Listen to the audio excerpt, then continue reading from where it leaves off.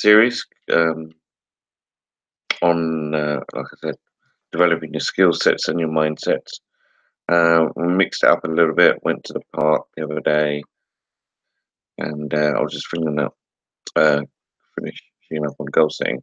Just want to quickly talk here briefly about two things: self-discipline and personal responsibility. And I'll continue with that. Like I said, we'll mix it up. Sometimes it'll be at home, sometimes it'll be outside. This was feedback I got from people that were saying that it might be good to go outside, and when I go on walks.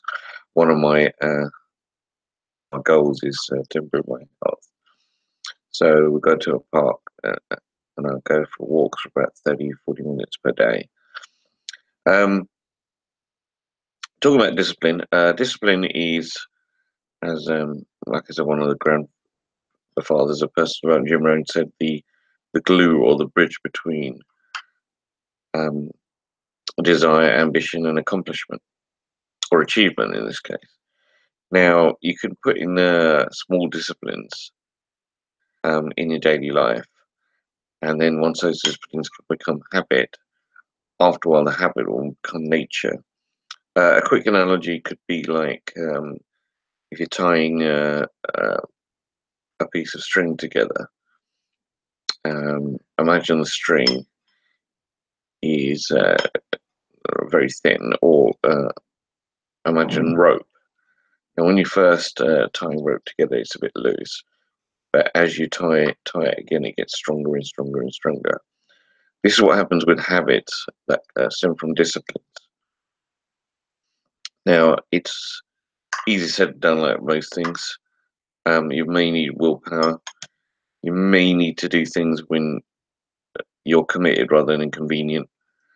For instance, if you decided that you want to get in shape this summer, want to lose weight or become healthier, you're going to have to change your diet, eat healthily, more fruit, vegetables, go out and exercise. Now, you could do different types of exercises. The main ones of what you want to do are called aerobic, where you use your oxygen in your lungs. But you could go for a walk, 30 minutes 3 times a week, and then gradually build up. Or start walking, fast walking, and go into jogging. There are other forms of exercises. Cycling is very good, as is swimming, because you use all the muscles as well. Sports, football, tennis, cricket. These are all good activities. The body is meant to move, so what I would start by doing is the simplest things I found is just to go for a walk around the rock, and then gradually you can build that up. There are people who then decide to go for marathons, Ironman stuff, but you don't have to. This is for your health. Another discipline you could do is if you wanted to, save for something. Now, saving is a good habit. May not make you wealthy. In some cases, some people have become wealthy with it, but it's a good habit to have because it's psychological. So you could save maybe to begin with 1% of your income. Start with an ISA. Don't worry how much you save. It's the discipline of saving. So you can start with, some start with £1 and then gradually build it up. And what you want to do is you want to use the discipline of saving. So like say £5 or £10 and then build it up in increments. But you don't want to miss it. And what you want to avoid doing is dipping into it, because you want to save up something, And plus the fact that you've got that as a financial cushion can give you a bit of financial peace of mind. The other ones where you can use it is maybe you want to save up for a holiday or your kids' college or university fund. Obviously, you would have to start at some time, or even if you want to save for a deposit on a flat or a property. It is a good habit of saving. One of the best books I read on saving was by a guy called Alvin Hall, and he was a financial journalist. Before that, he was an English teacher and a lot of debt. He borrowed on credit cards. cleared all the credit cards, and by getting a second job, and then eventually he made sure he was never in debt again, even if started investing in the stock market with surplus funds. But he said it all takes down with discipline. You can even use disciplines, just come home and clean your room, or get your teenage children to do the same thing.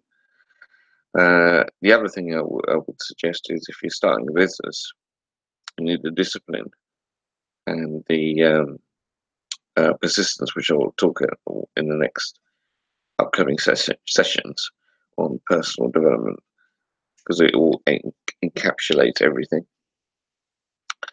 You can use that to start a business on the side, and maybe start small, maybe start an online business, or have a look at property investment. I mean, start with something small that you can build up, you can scale up and grand. But obviously, it's dependent on your unique skills and assets. With the other thing I want to talk about was personal responsibility. Now, personal responsibility is where you basically, rather than react to events and things that happen, you take a moment to respond. This is where it comes to the ability to respond rather than to react. Most people react, knee-jerk reactions to circumstances that happen to, and I've done it as well. It turns back to our ancestors with a syndrome when there were dinosaurs or mammoths or saber-toothed tigers, but nowadays there's other stresses. It could be work stress, financial stress, family stress, could be any number of things. And you're a little bit of stress is okay, but if you're constantly stressed, it can affect your health, the ability to be productive at work or in your business, and even your relationships with your friends and family. So take time out to obviously look after your health as well. Take responsibility.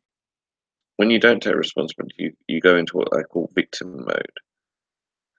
Now, victim mode is when you start blaming other people, other circumstances, your past, your future, your present, anything.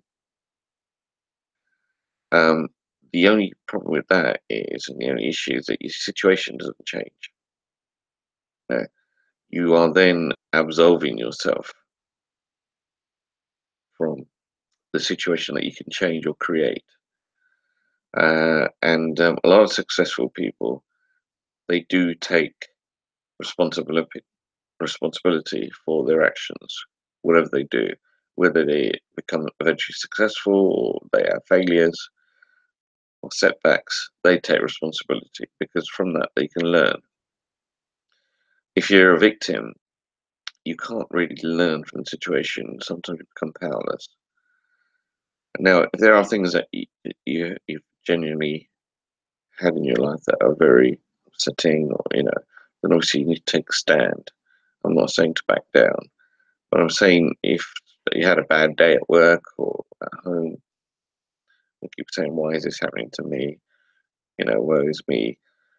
Or if you're making excuses on why you can't do something, basically telling your mind and your subconscious mind, which is the most powerful thing in existence, that you can't do anything, and what will happen is you'll have what's called inertia. There'll be certain times when you'll get up and you'll think, I want to do this, and other times you'll have another thought saying that you can't do this. You'll have a little voice in your head saying you can do this, you can't do this, and you'll be nowhere. So what you need to do is you need to have a plan or a strategy, and that obviously we can talk about in later sessions. I just want to finish off by saying that it is all work in progress. No one is perfect, and what you want to do is you want to do the best you can each day. As one of my mentors, Gavin Ingham, says, take your A game, be a 10. Whatever you do, aim for a 10. What you'll find is that as you do that, you grow your skill sets and your mindsets. And out of your comfort zone. Too many of us are in our comfort zones. We need to grow out of our comfort zone. So, like, there's another quote that I'll leave you with: is there's no comfort in the growth zone, and there's no growth in the comfort zone. Do something different. Go out there if you haven't done it before. Take a new route to work. If you have to, just to see how it goes. If you've been using your small things, if you've been using your right hand from when you're eating food, try your left hand. It's uncomfortable, but eventually, what will happen? It will become comfortable. If you're too comfortable, then you won't do the things that are necessary for you to be successful. And I'm talking about this from personal experience as well. I know that sometimes the videos are a little bit longer, but I just don't want to get my message out there. As always, I want to thank you for watching this video. As always, give me feedback, constructive feedback. I guarantee that the videos will get better, and I will mix it up as well. And I'll see you on the next video. Will be the next subject. So you take care, bye bye, and I'll see you soon.